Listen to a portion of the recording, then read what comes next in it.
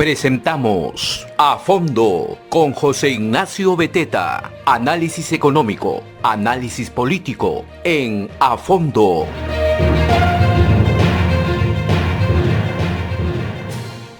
Muy buenos días, ¿cómo están? Soy José Ignacio Beteta.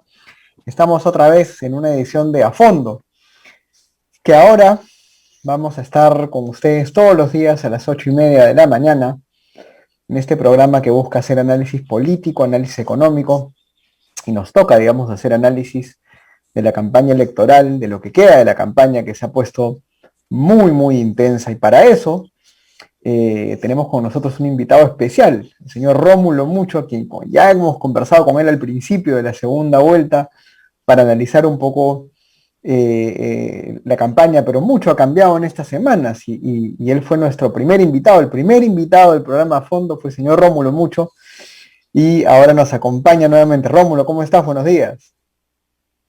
Buenos días, José Ignacio. Como siempre, encantado conversar contigo y siempre felicitar el gran trabajo que haces con la Asociación de Contribuyentes del Perú y todo, ¿no? Todo lo bueno para el Perú, porque acá se trata de abrir los ojos a los peruanos y que seamos reflexivos, críticos, seamos pues ciudadanos de primera, pues al final que es lo que busca un país, ¿no? Gracias. Exactamente. En el primer programa de A Fondo tú habías sido, te invitamos porque habías sido candidato al Congreso, eras un ex candidato al Congreso, ¿no es cierto? Y tenías, digamos, evidentemente una perspectiva de lo que estaba pasando en el contexto, en la campaña, pero luego hace una semana y media, unos días más, te sumaste, aceptaste sumarte al equipo técnico de Fuerza Popular. Tomaste esa decisión. Cuéntanos un poco acerca de esa decisión. Sí, como bien sabes, José Ignacio, yo también soy un hombre de opinión, escribo diarios, revistas, entrevistas, y creo que mis opiniones siempre han sido las mismas, ¿no? Desde hace muchos años, y preocupado por el Perú, ¿no? También he querido ser candidato presidencial, eso lo saben todos. Entonces, sí me he dedicado muchos años para estudiar la real, digamos, la problemática del Perú, las grandes brechas, las inversiones, la economía. He tenido que aprender economía, o sea, autodidactamente, pero hoy estamos en una coyuntura especial, ¿no? Así que me han invitado y bueno, pues lo que yo puedo decir que sí aceptan mis ideas, aceptan digamos, mis recomendaciones, que son buenas, porque José Ignacio, yo siempre lo he dicho que vengo, ¿no? de recursos demasiado limitados, gracias a la educación he surgido, digamos, y bueno, pues creo tener, digamos, alguna razón, ¿no? De qué cosa hay que hacer para salir adelante, para poder tener un país sano. Un país sano es sano en economía, sano en salud, sano en sus cuentas, sano en todo, ¿no? Hay que producir más. Siempre he dicho, cualquier problema se resuelve produciendo más, exportando más, generando más economía. Y solo es el único camino para poder incluir a todos, para poder, digamos, llegar al último rincón de la patria, al último peruano, para darle oportunidad. Es obvio que muchas cosas no han funcionado. Es obvio que debió hacerse mucho más, ¿no? Se pudo hacer más, pero bueno, pues hemos tenido siempre un Estado ineficiente, un Estado corrupto, un Estado que a veces no ve, ¿no? Y siempre, digamos, la lucha, la clase de urbano y rural, digamos, la diferencia, la fragmentación, la polarización. Claro que todo tiene una causa raíz, ¿no? Siempre, ¿quién lo hace eso, no? Esto empieza para los últimos años hablando de esto, como mala empieza pues esto de ya la polarización, llegamos a Kuczynski, se complicó mucho más, llegamos a estas elecciones ya prácticamente con los ánimos caldeados y obviamente la pandemia termina digamos, de agudizar, de ahondar todo el problema y hoy pues los peruanos que han perdido empleo, que han perdido su economía, que se han muerto, ya sabemos las cifras oficiales, siempre sabíamos que eran mucho más, ¿no? Y hoy sabemos que son más de 280.000 muertos, entonces ahí la gente está resentido, está desencantado, está frustrado, pues es entendible, es comprensible, y obviamente busca pues, digamos, quién lo puede atender rápido, quién lo puede escuchar, ¿no? Y los últimos gobiernos se han hecho la vista gorda, pues como lo sabemos, ¿no? Vizcarra, el actual mismo, no se da por enterado qué está pasando. O sea, no hay ese ímpetu, esa fuerza de resolver las cosas, no solamente como gobierno, porque tiene que recurrir a todas las fuerzas que existen en el país, la empresa privada, las fuerzas armadas y todos los estamentos, institutos de investigación, talentos que pueden ayudar, ¿no?, a resolver ese problema. Así han salido los países, o sea, no estoy inventando nada. Así han salido adelante Canadá, así han salido adelante Estados Unidos, Nueva Zelanda, Australia. Y bueno, pues eso se trata pues de que un problema lo resuelven todos. No solamente papá Estado, no, porque dando leyes y, digamos, haciéndolos, obligando a hacer cumplir, no. Acá también parte pues de la ciudadanía, por eso la Constitución nos dice que tenemos obligaciones, derechos primero, ¿no? Derechos y obligaciones. Así que creo que esto es bionívoco y creo que eso no se cumple pues en el Perú. Así que Ahora, Rómulo, eso estoy ahora apoyando a José Ignacio. el señor Castillo sigue, después del debate, a cada meeting que ha tenido, que además está yendo cada vez menos gente a sus mítines, en Puno, en Arequipa, él continúa con su discurso radical, o sea, continúa comparando a Arequipa con San Isidro, con Miraflores en Lima, vuelve a hablar de los ricos, vuelve a hablar de la desigualdad, del odio, pero cuando está aquí en Lima maneja este discurso todo suave, blando. ¿Por qué la gente, o sea, hablemos un poco de la diferencia, de las desigualdades justamente, porque como tú bien dices, el COVID ha generado más pobreza, ha generado más inseguridad, más incertidumbre, ha generado desempleo, y hay mucha gente que está siguiendo a Castillo, ojalá que se reduzca en esta semana la gente que lo sigue, pero el pueblo, la gente más pobre, sigue creyéndole a este discurso que tú criticas con justa razón, de que el Estado le va a solucionar las cosas, de que el Estado va a hacer esto, de que el Estado... Y Castillo sigue radicalizando en provincias, y cuando viene a Lima, modera, suaviza su discurso, ¿no? Sus voceros son muy inteligentes para mentir, para decir, no dijimos esto, no dijimos lo otro. ¿Cómo le llegas a esa gente a esclarecerle las cosas, a decirle que te están mintiendo? ¿Qué argumentos les das? Mira, estás sembrando mucho odio, mucha fragmentación. Y casualmente entre amigos estamos ya peleándonos. En política, como lo dijo un viejo político, claro, podemos ser adversarios, pero no enemigos. Hoy día prácticamente se está logrando de que la gente se enfrente entre amigos, no simplemente. Uno, porque realmente esta cultura, digamos, que está sembrando es terrible para el país, ¿no? Terrible, y eso no debe suceder. Esperamos que realmente la gente reflexione, esto es lo que yo le digo siempre, reflexiona, piensa con la cabeza, no con el corazón, no, o sea, racional, no emocional, y piensa en tu futuro. Piensa quizás ya no en el futuro, porque a los mayores ya superaron, termina, pero los hijos, los nietos que vienen, las nuevas generaciones, ¿qué país van a encontrar si es que se cumple lo que propone? Porque lo que propone es la destrucción del país, hay que decirlo bien claro. Lo que propone es que el país en algunos años pase una crisis humanitaria.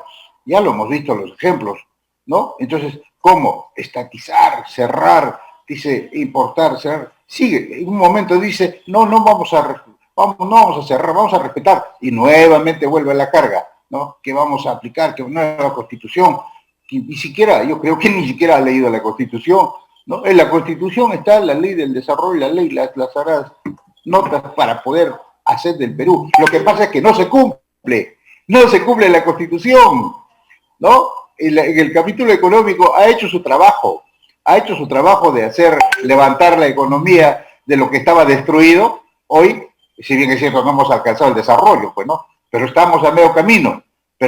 Y obviamente que se pudo hacer mucho más, como dije hace rato, se debió hacer más, no fue suficiente, pero también sabemos que el Estado no funcionó, fue ineficiente. ¿Cuánto dinero se ha generado? El problema nunca ha sido dinero, nunca. sino que ese dinero nunca se supo invertir, digamos, en atender las necesidades que tiene el Estado la obligación de hacerlo para los ciudadanos.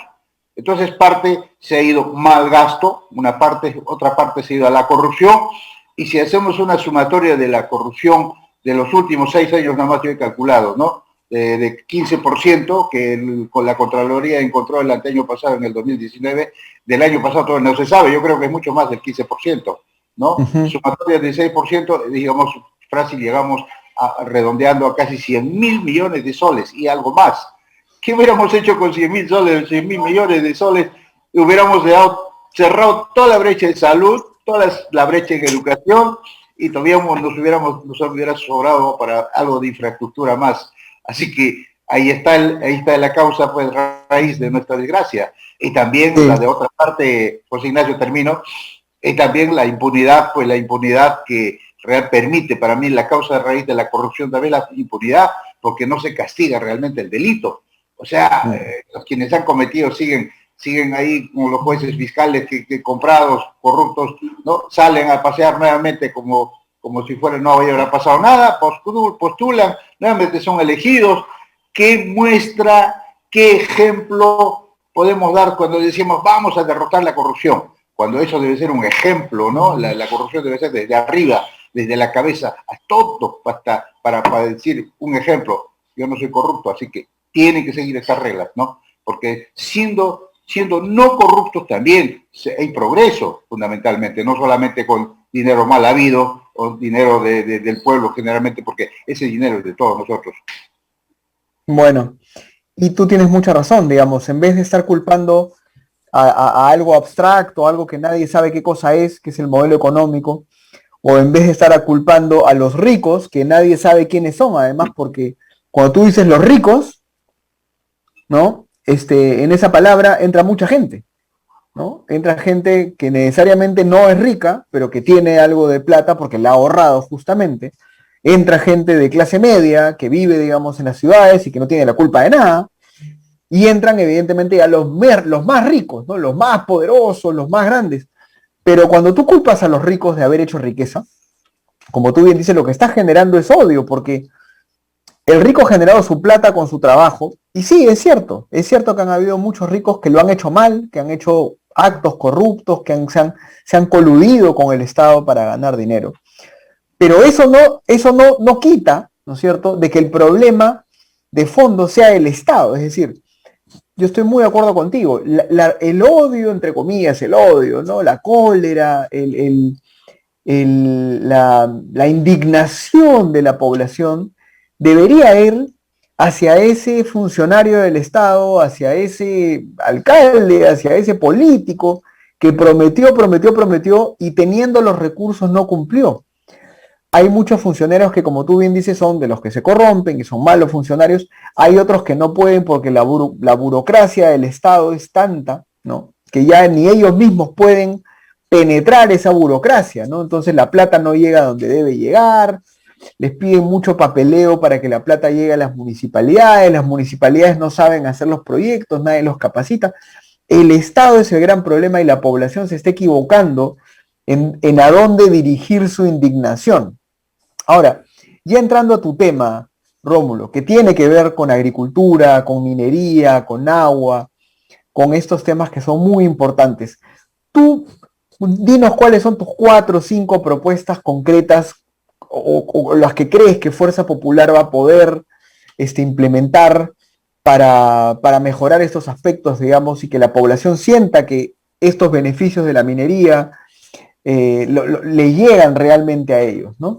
Mira, complementando brevemente nada más lo que decías, ¿cómo vamos a encontrar ese desarrollo?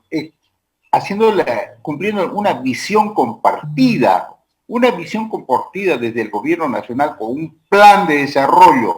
No tenemos plan de desarrollo, no hay un derrotero donde diga de acá a 5 años, 10 años, 15 años, 20 años, 30 años, debemos ser un país desarrollado, ¿no? Entonces, por lo tanto, las propuestas que yo digo es que una de ellas siempre ha sido, creo que de alguna manera ya ha sido expresada cómo la minería tiene que ser el soporte de la agricultura familiar andina, ¿no? Esto ya se le ha dado forma minería para el agro.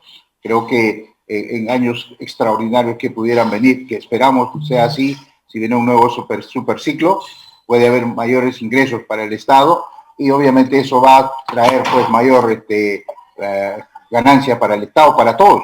Y desde ahí saldría, ¿no?, un dinero extra para hacer de una vez por todas el apoyo a la agricultura familiar, a la agricultura andina, que tanto se ha reclamado, porque siempre la agricultura reclama que décadas de abandono, dice, no hay infraestructura, no hay acceso a mercados, no hay capacitación, no hay crédito, no hay semillas mejoradas, no hay mejoramiento de terreno. Bueno, pues, hagámoslo, porque ya tenemos sendos trabajos, estudios, ya en Agromín hemos desarrollado bastante, ¿no? Inclusive focalizado todo lo que se puede hacer.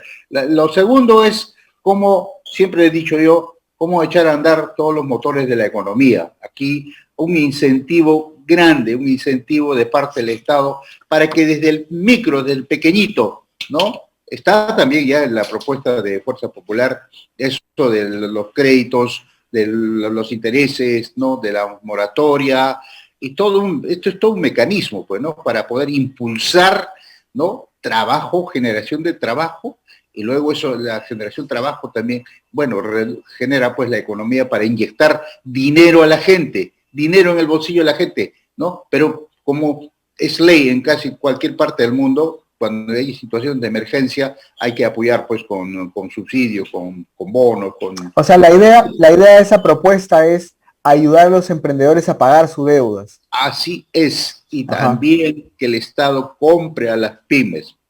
Y también la otra propuesta, ya varias han sido anunciadas, de las cuales yo comparto totalmente, y también el uso del canon de una manera efectiva, ¿no? Porque prácticamente el canon no se ha utilizado, y yo soy autor, diríamos, no tanto por el proyecto de ley, sino yo lo he luchado para poder sacar la ley del canon cuando estuve en el Congreso. Costó mucho sacarlo, y bueno, pues el espíritu fue pues lo más loable para desarrollar las regiones mineras, las comunidades, ¿no? Con ese dinero hubiéramos tenido que las comunidades hubieran sido de primer mundo, con todos los servicios básicos, con infraestructura, con energía, con acceso a internet, pero ahí está el dinero ha salido y no sabemos en qué se ha gastado en monumentos o en gasto, y también parte de la corrupción.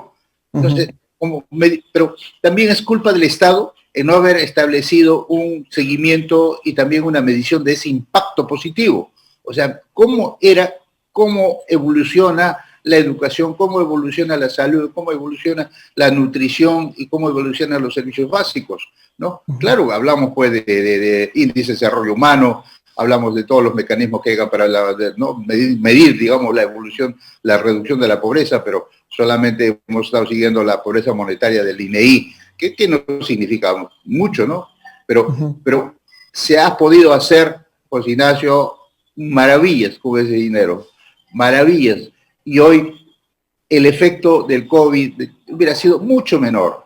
Esta pandemia obviamente ha destrozado a grandes y pequeños, pero los que han sabido enfrentarlo con estrategia ha sido mucho menor, ¿no?, el efecto, ¿no? Y obviamente, José Ignacio, hubiéramos llegado al bicentenario ya con una fortaleza, con una solidez como nación, ¿no?, de poder ser más resiliente, ¿no?, ante cualquier embate de la naturaleza o cualquier pandemia, pero eso no ha sucedido, ¿no? Y obviamente la otra propuesta es un destrave urgente de los proyectos Chavimochic y Majestiguas 2.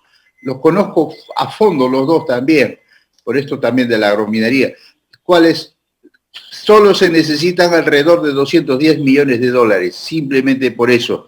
Y eso que ha habido enorme malgasto en esta época, no han sido capaces por lo menos de brindar esos 206 millones de dólares, casi para terminar Palo Redondo, la presa en Chavimochic, y terminar y definir la agenda 13 del Majestiguas. Sabe que los dos, hace 4 años ya está parado, y ya hubiera estado produciendo el año pasado. Entre los dos más o menos generarían casi 2.000 millones de agroexportaciones y podrían dar trabajo más o menos a 500.000 peruanos entre los dos proyectos, más los colaterales, estamos hablando de casi 2 millones de peruanos que se hubieran beneficiado con ese proyecto.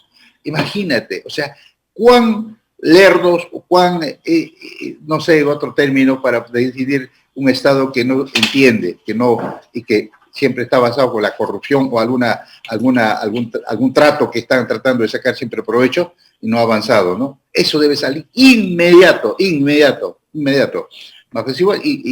un efecto enorme en la generación, ¿sí? ¿No? Y otro, pues, pues yo soy especialista en minería, ¿no? También los proyectos mineros que deben seguir porque son el primer aliado, el primer elemento gatillador, siempre he dicho, de la reactivación económica, porque hay 7, 8, 9, 10 proyectos que podrían salir y que si vienen los efectos hoy día de los mejores precios de un nuevo superciclo, digamos, sería enorme la contribución en las divisas y también enorme cantidades de los impuestos.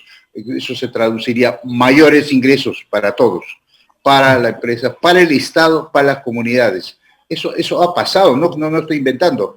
En la época de la década pasada, más que pasada, digamos del año 2004, 2005, que arranca hasta el 2011, fue una bonanza, pues, en que los precios subieron y hubo ingresos extraordinarios para el país. Y en esos años saltaron el crecimiento, la reducción de la pobreza fue rotunda.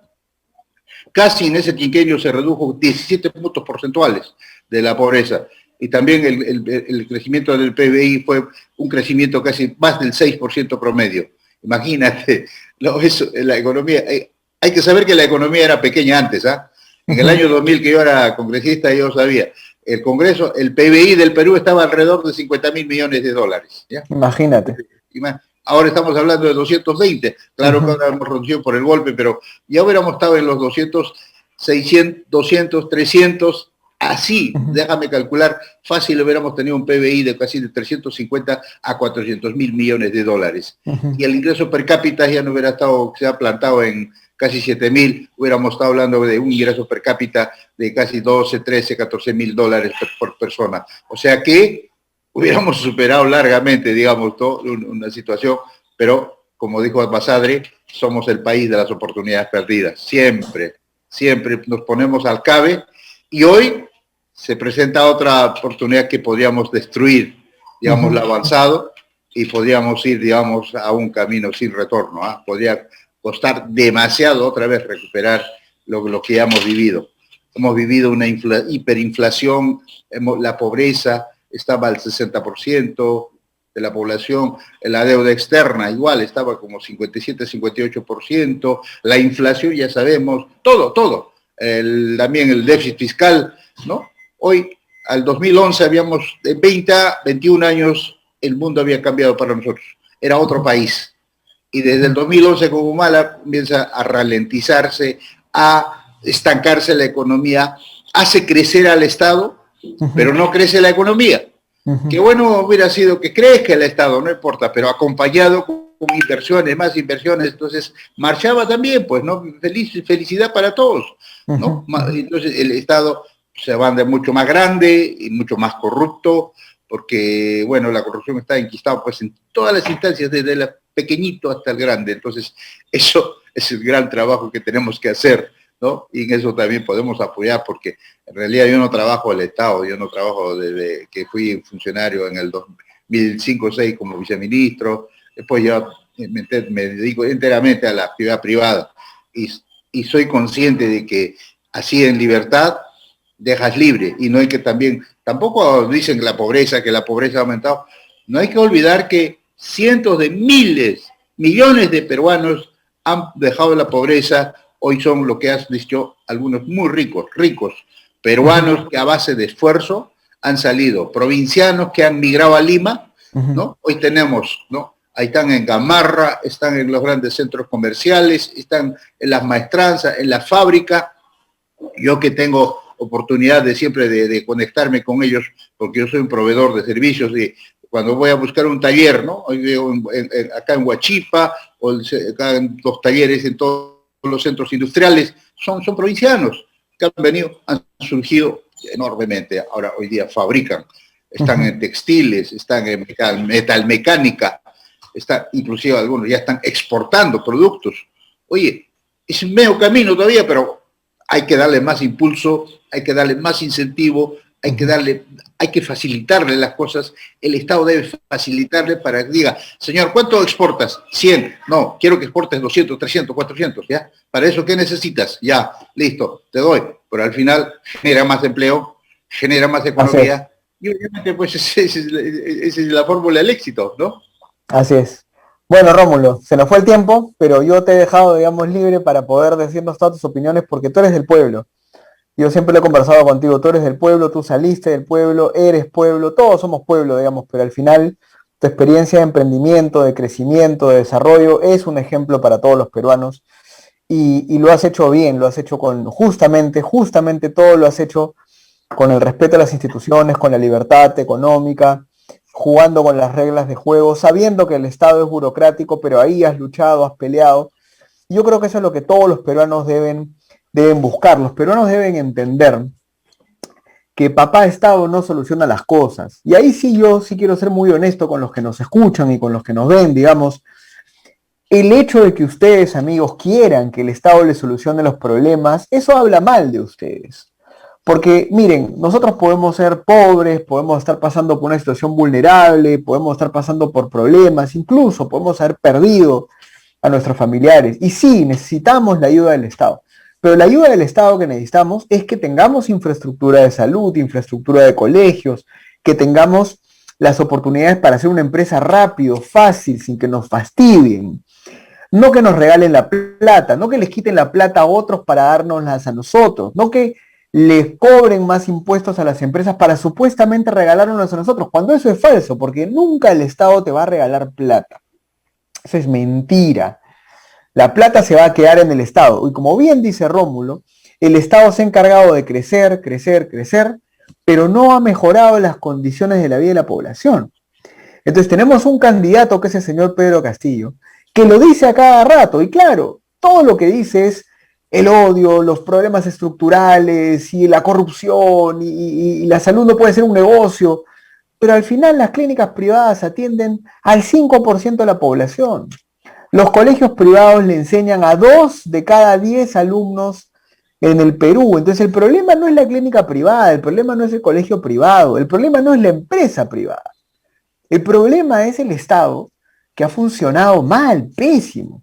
Y tienes un candidato que es el señor Pedro Castillo que te está diciendo que lo va a agrandar y que lo va a volver más controlador, que le va a dar más poder al Estado. ¿Entienden lo que está pasando? Tú lo entiendes. El mismo señor Castillo dijo que el pueblo es culto, que el pueblo sabe, que el pueblo entiende. Así lo dijo ayer. Bueno, un pueblo culto, un pueblo que sabe, lo que necesita es oportunidades para trabajar con su esfuerzo. No alguien que le regale la plata. Entonces, si tú eres un peruano comprometido, tú eres un peruano con valores, lo que tú quieres es oportunidades para crecer, para ganar plata, para ser libre, para tener más oportunidades de vender, de comprar, de hacer negocio, de ser un comerciante exitoso. No alguien que te mienta y que te diga que le va a quitar la plata a otros o que va a hacer agrandar el Estado y que supuestamente eso te va a beneficiar a ti. Al contrario, tarde o temprano tú también vas a ser uno de los esclavos del Estado. Así que nada, yo termino con esas reflexiones con Rómulo aquí presente. Rómulo, muchas gracias por estar con nosotros. Gracias, me permites un segundo, un llamado a todos los emprendedores. 96% de las empresas son pymes, MIPES, emprendedores como nosotros. Ellos tienen que entender que necesitan libertad económica para surgir. Y a todos los profesionales, a todos los colegas, como ingenieros, médicos, profesores, todas las profesiones, que este 6 de junio reflexionen y voten por la libertad, por la democracia. Así que les pido, voten pues por Fuerza Popular, por Keiko Fujimori. Muchas gracias. Muchas gracias, Rómulo, y muchas gracias a todos. Y también sabes que ese pedido que has hecho, Rómulo, ese pedido importante de votar por la libertad, de votar por el profesionalismo, hay que pedírselo a los funcionarios del Estado. Porque hay muchos funcionarios del Estado que trabajan en las municipalidades, en los gobiernos regionales, en los ministerios, que creen que porque Castillo va a agrandar el Estado, ellos van a salir ganando. Cuando lo que no entienden los funcionarios del Estado, los alcaldes, los que están en las municipalidades, en los gobiernos regionales, es que sin empresa no hay impuestos y sin impuestos el Estado también se derrumba. Nosotros no somos Venezuela, que tenemos millones de ¿cómo se llama?, de reservas, digamos, de petróleo. Nosotros somos un país que, si bien es cierto tenemos muchas riquezas naturales, tampoco son tantas. Entonces, al funcionario público, además del emprendedor, el trabajador, también hay que decirle que no se deje engañar, que no sea cómplice de esa mentira de que el Estado va a solucionar los problemas de la población y que él se va a quedar con su puesto de oro ahí en el Estado, en la burocracia, porque Castillo se lo ha prometido. Todos tenemos que votar por la libertad, por la responsabilidad, por el esfuerzo. Muchas gracias a todos. Eso ha sido todo por hoy. Nos vemos mañana en este programa A Fondo. Soy José Ignacio Betete. Les agradezco por haber estado con nosotros. Hemos presentado A Fondo con José Ignacio Beteta.